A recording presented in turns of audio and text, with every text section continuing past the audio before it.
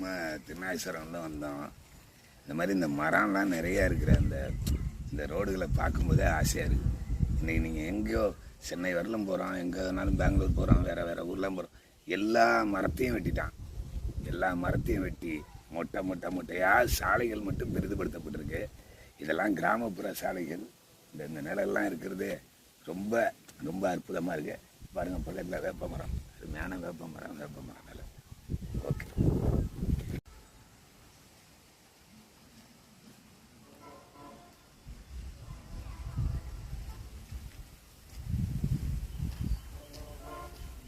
சும்மா திருநாகேஸ்வரம் தான் வந்தோம்.